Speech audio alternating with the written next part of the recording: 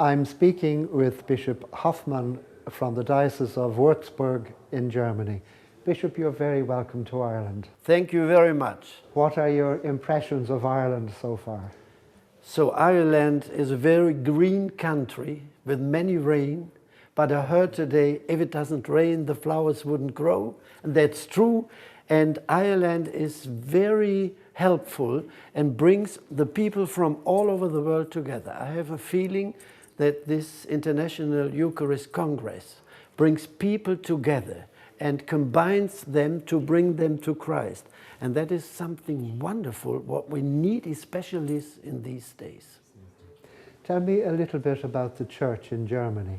Yes, you know, half of the population are Catholics in Germany, but we have a progress that more and more unbaptized people are there.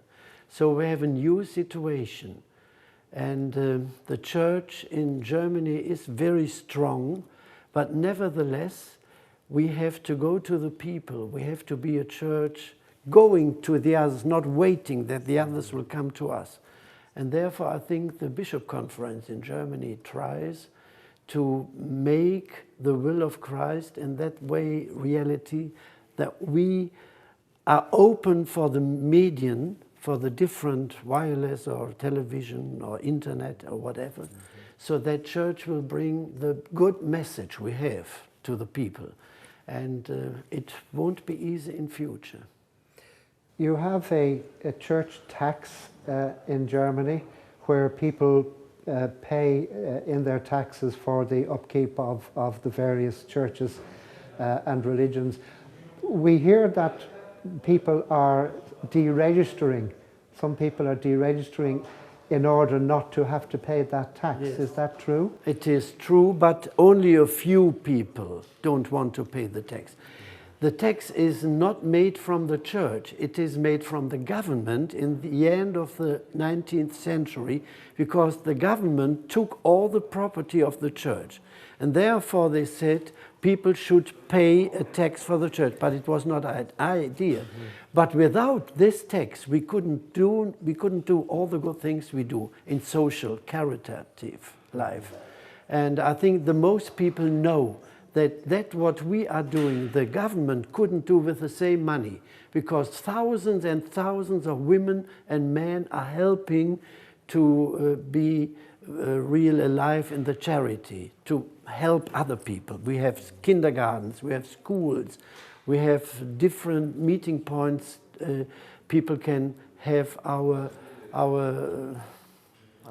I don't know it in English, our Rat, so that they can come to us and ask that we will help them.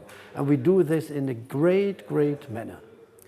And what challenges do you see ahead for a priest and a bishop in Germany? I think people are open, people are asking. Although who are not baptized, they come to us and ask, what are you saying? What is the idea of the church? What will Christ for us be? And then I think we have open hearts, and if we are clever enough to be with the men and women, I think they will think about it, and many of them will follow the new evangelization. I think that is very, very necessary.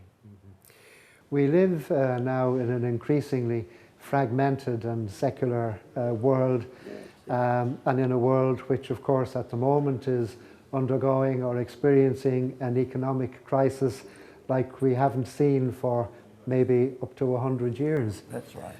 What issues do you see there for leaders, for Catholic leaders? What challenges are there for leaders in that secular world? To show that it's our duty to show the people that not all what we have or own in this world is important, that there is something more for us, that our life doesn't end with our death, that we go into the world of God through the death. And I think people have to realize that. And then they will work in another way in this world. We are in the world, but not from the world, what the Holy Father says. And I think it is really true. And therefore, that is the challenge we have, to explain people what is the idea of our life, why we are in this world, and what is the final end for us, and that is eternity, that is God. And I think we have to bring this good message that people don't say it's not worthwhile to live because we have not enough money. And you see many weddings are breaking. And why? People have no real contact to Christ. I think that is one of the reasons. Pope John Paul II said at one stage, I think in the year 2000, that the laity were the apostles of the third millennium. Do you agree with that? Oh, yes. I think the Second Vaticanum said that the Church doesn't be only the shepherd and the flock, but all women and all men who are baptized are also to be encouraged to bring their faith into the surrounding, into the society.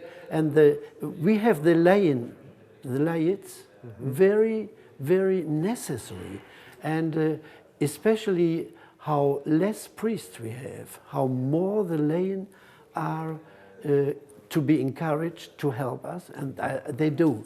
I have wonderful experiences with this. Many thousands of laymen are really working for the evangelization, and that may be the future, together with the priests, because the Church is sacramental, and it will be sacramental also in future, but we go hand in hand, and I think that is important. Bishop, thank you very much for talking with us, and God bless you. God bless you, and thank you very much.